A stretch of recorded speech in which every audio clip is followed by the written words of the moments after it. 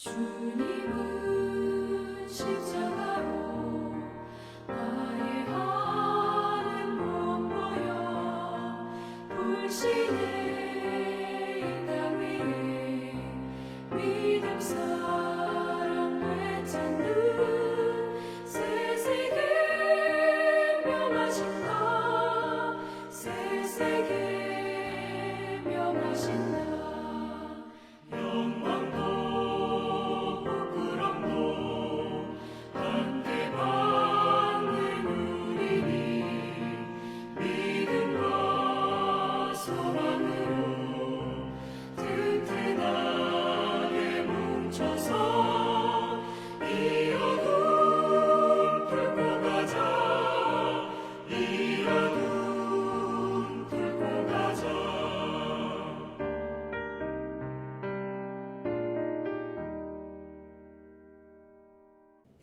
새날이 밝았습니다.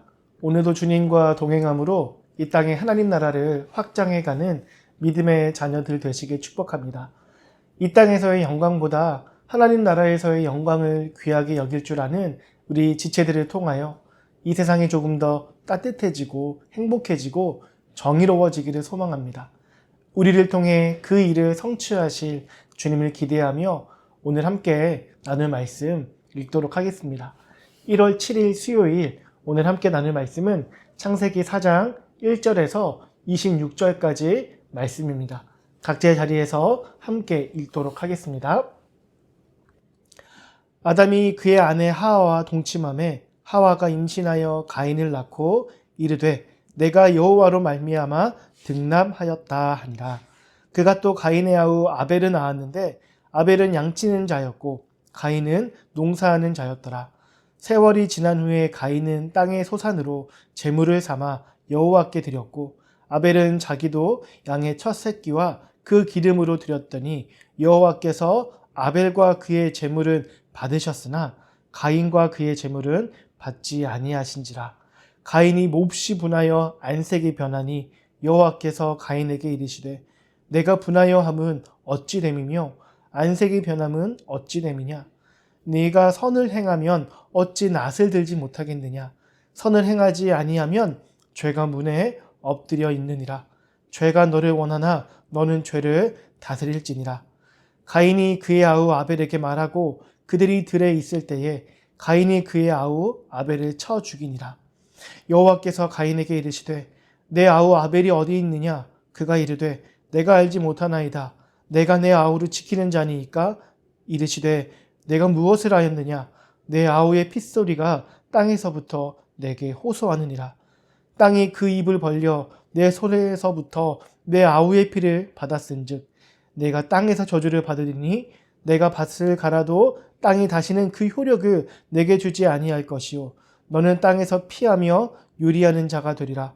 가인이 여호와께 아뢰되 내 죄벌이 지기가 너무 무거우니이다. 주께서 오늘 이 지변에서 나를 쫓아내시온즉 내가 주의 낯을 배웁지 못하리니 내가 땅에서 피하며 유리하는 자가 될지라. 물은 나를 만나는 자마다 나를 죽이겠나이다. 여호와께서 그에게 이르시되 그렇지 아니하다. 가인을 죽이는 자는 벌을 7배나 받으리라 하시고 가인에게 표를 주사 그를 만나는 모든 사람에게서 죽임을 면하게 하시니라.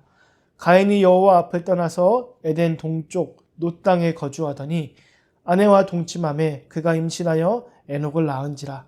가인이 성을 쌓고 그의 아들의 이름으로 성을 이름하여 에녹이라 하니라. 에녹이 이랏을 낳고 이랏은 무후야엘을 낳고 무후야엘은 무드사엘을 낳고 무드사엘은 라멕을 낳았더라. 라멕이 두 아내를 맞이하였으니 하나의 이름은 아다요 하나의 이름은 실라였더라. 아다는 야발을 낳았으니 그는 장막에 거주하며 가축을 치는 자의 조상이 되었고 그의 아우의 이름은 유발이니 그는 수금과 퉁소를 잡는 모든 자의 조상이 되었으며 실라는 두발가인을 낳았으니 그는 구리와 새로 여러 가지 기구를 만드는 자요 두발가인의 누이는 나아마였더라. 라멕의 아내들에게 이르되 아다와 실라여 내 목소리를 들으라. 라멕의 아내들이여 내 말을 들으라. 나의 상처로 말미암아 내가 사람을 죽였고 나의 상함으로 말미암아 소년을 죽였도다. 가인을 위하여는 벌이 7배일진데 라멕을 위하여는 벌이 77배의 일이로다 하였더라. 아담이 다시 자기 아내와 동침함에 그가 아들을 낳아 그의 이름을 셋이라 하였으니 이는 하나님이 내게 가인이 죽인 아벨 대신에 다른 씨를 주셨다 함이며 셋도 아들을 낳고 그의 이름을 에노스라 하였으며 그때 사람들이 비로소 여호와의 이름을 불렀더라. 아멘. 오늘 본문인 창세기 4장은 인류 최초의 살인사건을 기록하고 있습니다. 이것은 창세기 3장의 연장선으로 이해할 수 있는데요. 아담과 하와가 선악과를 먹고 에덴 동산에서 쫓겨난 후 그 죄가 다음 세대로 이어져가는 비극적인 모습을 보여주고 있습니다. 우리 먼저 1절의 말씀을 함께 읽어보도록 하겠습니다.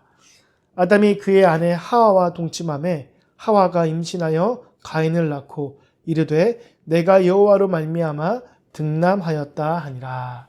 아멘. 하와는 첫 아들을 낳고 그의 이름을 가인이라고 지었습니다.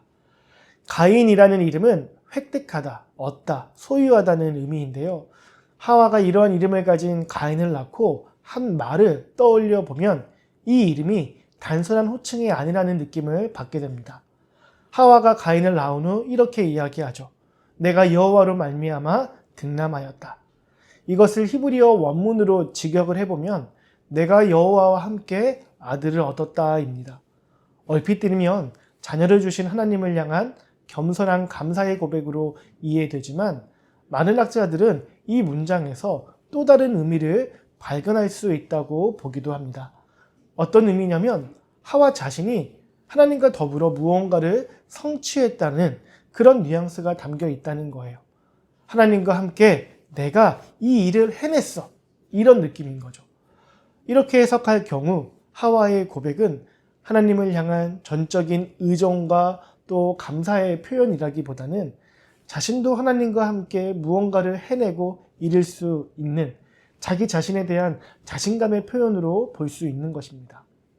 그래서 3장에서 뱀이 하와를 유혹할 때 했던 말, 곧 너희가 하나님과 같이 되리라는 그 말을 하와가 여전히 마음에 품고 있었고 그러는 가운데 자신의 아들의 이름도 하나님을 향한 전적인 감사가 담겨있는 이름이 아닌 오히려 그 반대의 느낌을 주는 이름으로 짓게 되었다라고 보는 것입니다.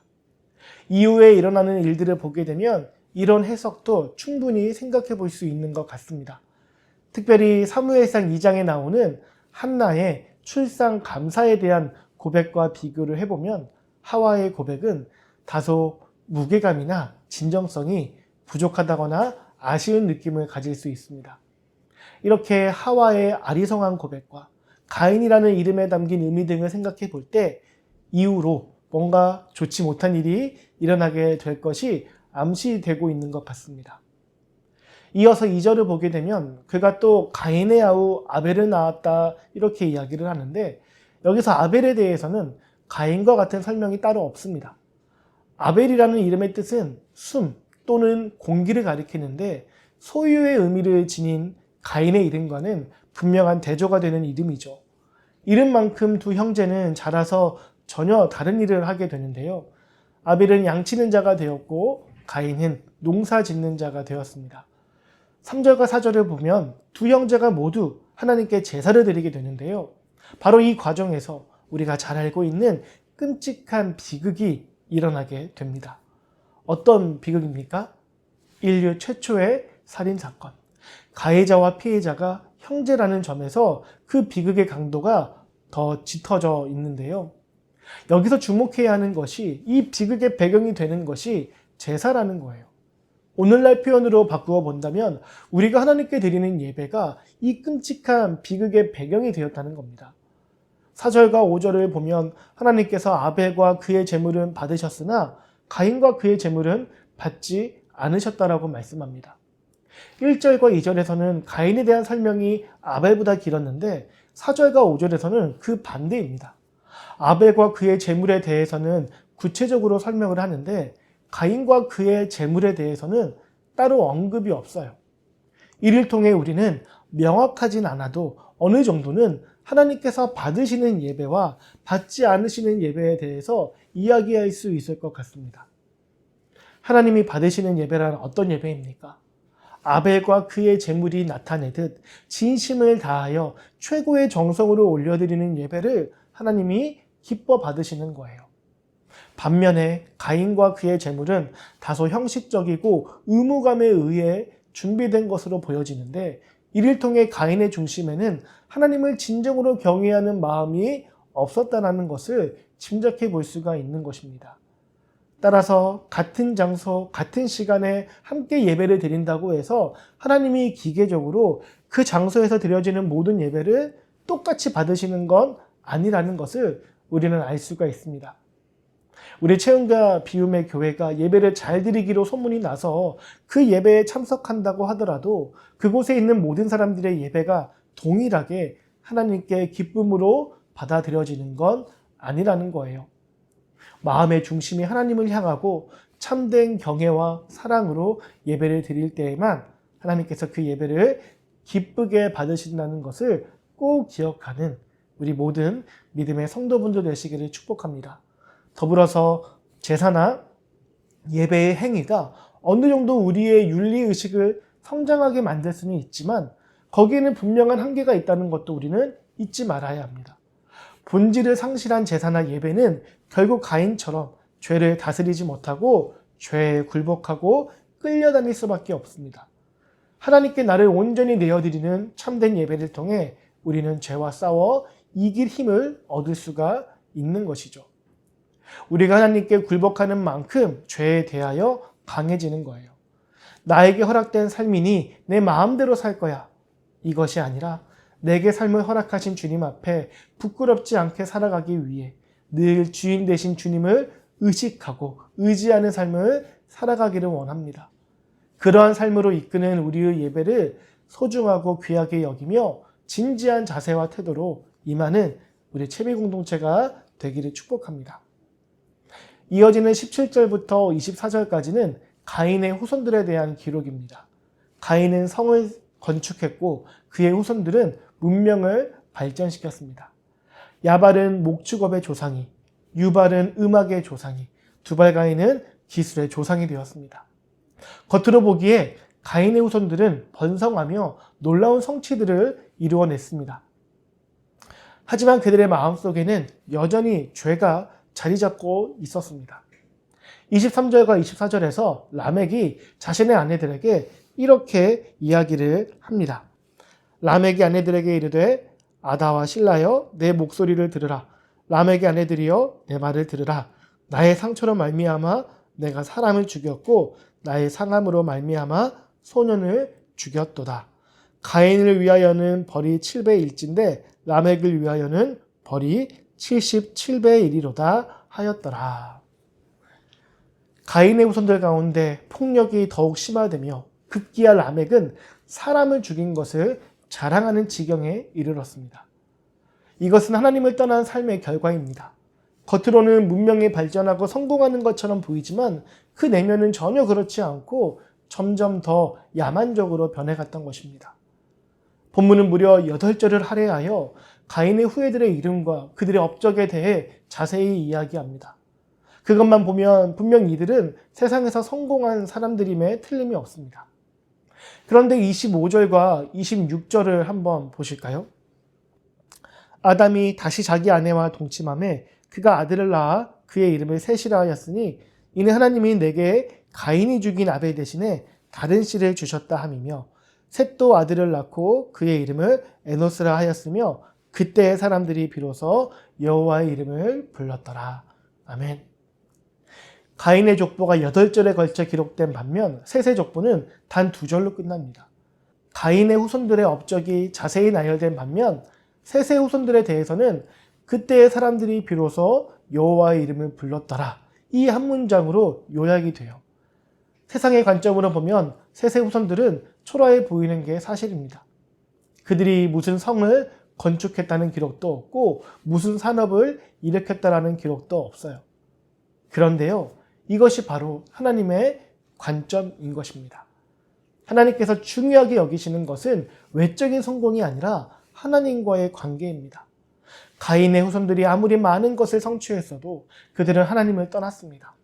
반면 셋의 후손들은 세상의 기준으로는 보잘것이 없어 보여도 그들은 하나님의 이름을 불렀습니다. 여기서 우리는 하나님의 신실하심을 발견하게 되는데요. 창세기 3장 15절에서 하나님께서는 여자의 후손을 통해 뱀을 심판하실 것이라고 약속하셨습니다. 아벨이 죽었을 때 이 약속이 끊어진 것처럼 보였지만 하나님께서는 셋을 주셨습니다.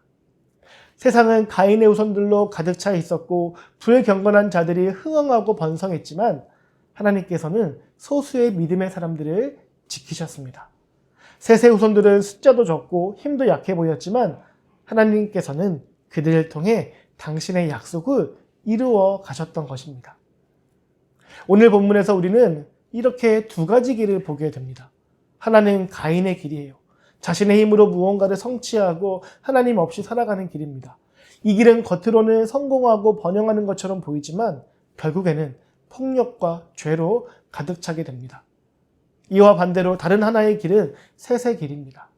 자신의 연약함을 인정하고 하나님의 이름을 부르며 살아가는 길입니다. 이 길은 세상의 기준으로는 보잘것없어 보일 수 있지만 하나님과의 교제가 있고 하나님의 약속 안에서 살아가는 길입니다. 이 두 가지 길에서 우리가 가야 할 길은 어느 길이겠습니까? 우리의 자아는 수시로 가인의 길을 가고자 하겠지만 우리는 단호하게 그 유혹을 물리쳐내야 합니다. 좁고 협착하더라도 하나님과 함께 가는 길이 우리가 지켜가야 할 길임을 잊지 마시기를 바랍니다. 우리 셋의 후손들을 기억하기 원합니다. 그들은 세상의 기준으로는 초라했을지 모르지만 이 세상의 영원한 왕이신 하나님의 눈에는 귀한 자들이고 아름다운 인생이었습니다. 하나님은 바로 그들과 영원한 하나님 나라를 세워 오셨고 앞으로도 세워 가실 것입니다. 하나님의 나라는 그들에게 열려 있습니다. 우리가 함께 그 길을 걸으며 하나님과 동역하는 인생을 살아가기 원합니다. 우리가요, 보이는 곳에 속으면 안 됩니다. 인간이 이룩한 찬란한 문명이 우리의 삶을 지켜주는 게 아니에요. 이 세상을 지키는 것은 태초부터 지금까지 그리고 앞으로도 영원히 온 세상을 창조하신 우리 주 하나님이십니다.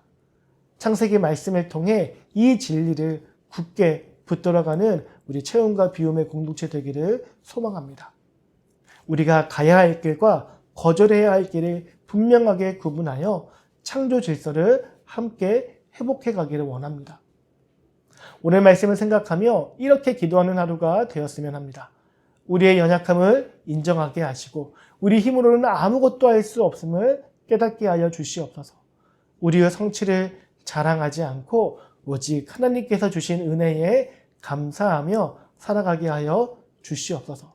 이를 위하여 형식적인 예배가 아니라 진심을 다하여 하나님을 사랑하는 예배를 드리게 하시고 우리의 가장 귀한 것들을 하나님께 드리며 살아가게 하여 주시옵소서.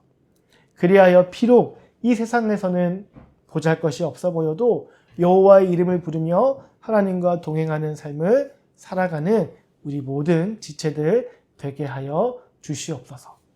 우리 내일도 이 묵상의 자리에서 창조의 질서를 배워가고 결단하는 은혜의 시간으로 함께하기 소망합니다. 감사합니다.